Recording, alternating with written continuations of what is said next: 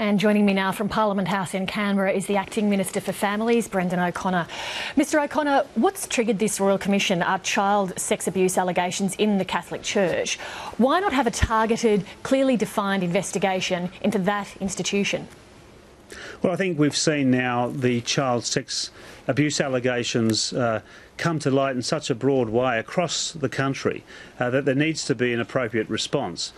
We've also seen state governments inquire into child sex abuse in a particularly confined way.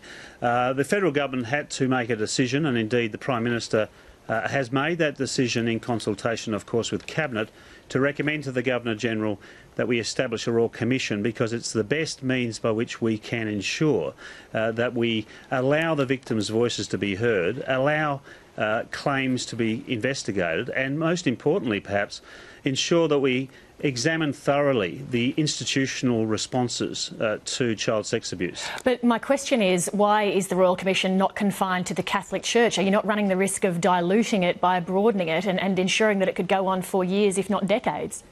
Well, the child sex abuse offences and indeed allegations of child sex abuse are not confined to one church. They're not confined to one religious organisation. Unfortunately, offences against children have occurred to children in state care and indeed have occurred to children under the care in other religious organisations and, of course, also not-for-profit organisations. It would be very unfair and quite cruel to confine the examination, or the Commission's examination, to one body. Will this inquiry cover the Defence Department and the abuse of cadets? Well, as the Prime Minister has already outlined, this is a focus on children. I mean, well, cadets are children. We're talking about 13 to 15-year-old cadets who were abused in the Defence Department. There is an ongoing investigation into those matters. As I say to you, that the focus will be, as outlined by the Prime Minister, but we've already made clear that we'll be looking at ensuring that the composition of the Commission and the terms of reference will be determined after consultation with those that feel that they want to be involved before year's end. So we want to get this done. That is the architecture of the Commission before year's end, because this is a very serious matter. I mean, it is heartbreaking to hear the stories as outlined already on your show tonight. Indeed it is, and some of the most heartbreaking stories come out of Defence. It's a fairly straightforward question. Will Defence be covered by this inquiry? Well, as I've said to you, that we have an investigation there.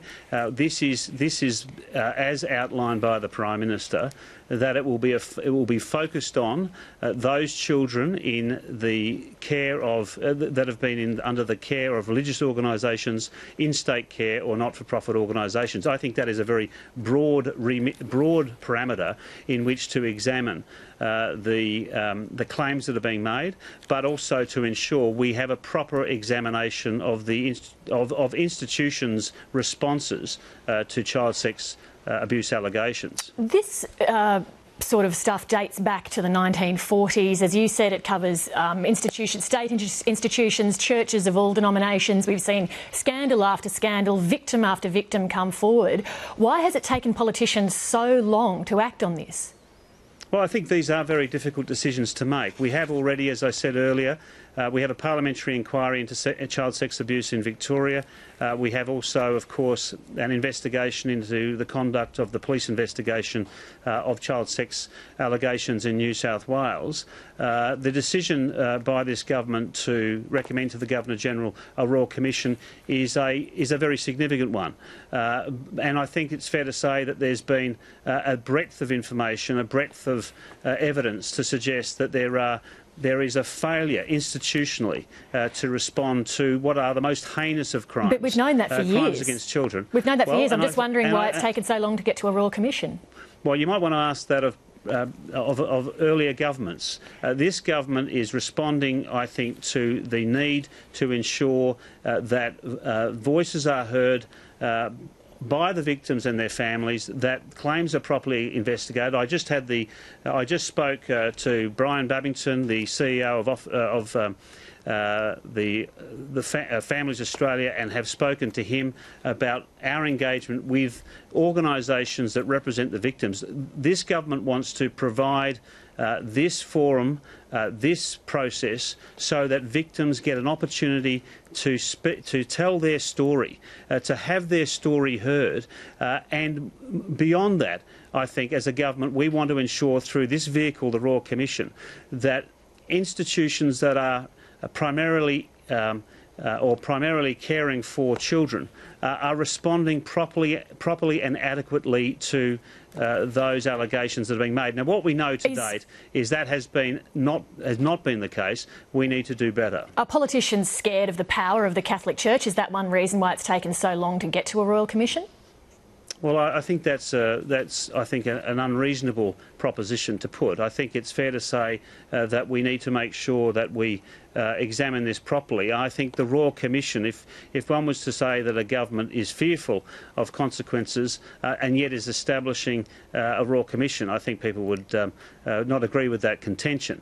I think a Royal Commission, of course, has its own powers. In that sense, it will do its own job. The composition and the terms of reference will ensure that these matters are looked at across the board. I think it's also unfair to suggest that one organisation is responsible for child sex offences or failure to respond to those child sex abuse allegations. I think it's fair to say that this is an issue that goes well beyond one organisation, and that's why we want to make sure that the terms of reference cover all organisations that may have experienced these failures by those organisations to respond. Brendan O'Connor, thank you very much for your time tonight. Thanks very much.